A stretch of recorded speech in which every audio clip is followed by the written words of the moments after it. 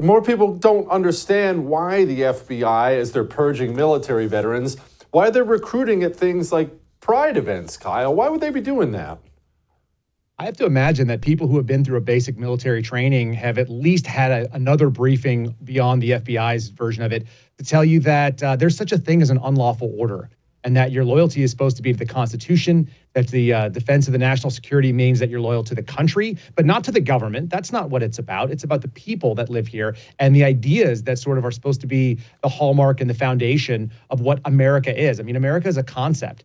My buddy Steve Friends always says America is actually a verb. You have to do America. That means you have to defend freedom and free speech, and you have to, keep track of your civil liberties because the government's natural instinct is to encroach on them. And maybe if you think that compelled speech is okay and telling people that they are required to do pronouns, maybe you have a very different concept of what constitutes America and what doing America looks like. So maybe that's why they want people that are out there. You notice not a single American flag in that little booth. It's all pride flags, which is really a bastardization, and I think it's probably against the flag code if we were going to go look it up. Yeah, I think you're probably right. Something we don't talk about enough now, which is amazing. The FBI has done so many horrible things since then. We forget about the fact the FBI, they get involved in elections. It's more than just spying on Trump's 2016 campaign. They ran active cover for Joe Biden in the Hunter Biden laptop campaign. And it's not as if there's been some big come to Jesus since then where they've stopped all this. They're very clearly going to get involved in the next one, too.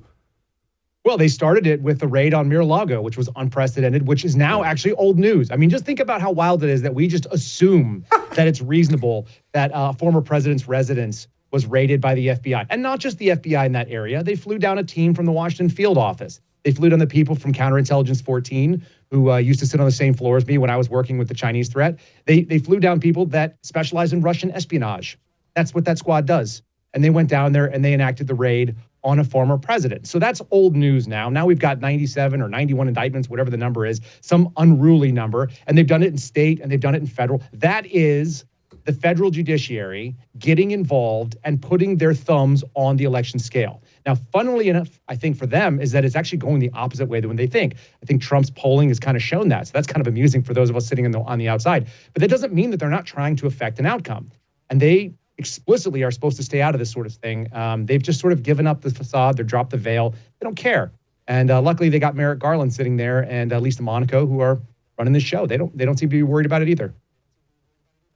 Kyle, let me ask you something before I let you go. You mentioned Merrick, and obviously he doesn't need any help from you or me to make people think he's a villain.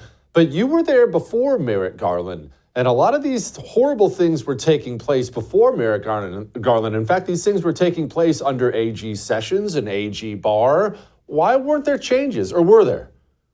Well, that's what a deep state looks like. That's what the administrative is. It's not deep because it's a deep cover or secretive or exciting or living in some sort of a deep basement. It's that it's deep as in the bench is deep. The number of people that are willing to do what they're told and are trying to enact their policies, even though they're not elected, is deep.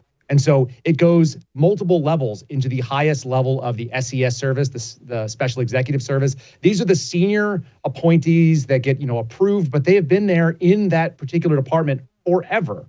They've got decades of experience, and they outlast presidents all the time, which is why you can't really call it Trump's DOJ if the DOJ was actively getting wiretaps on him and abusing the FISA process. It's absurd to think about that sort of thing. So it doesn't matter whether Comey is the figurehead or Wray is the figurehead or Garland is the figurehead or Sessions or Bill Barr. All of these people are sort of guiding a ship, but they are not the ones that are pulling the rope. They're not pulling the oars and they're not raising the sails. Those things are being done, and they're being done in a way that is probably not even visible to them every day. So they get some of the credit because, in fact, they're the ones who have to let the buck stop where it is. But, they're not the ones making all these policies. They're just getting rubber stamps.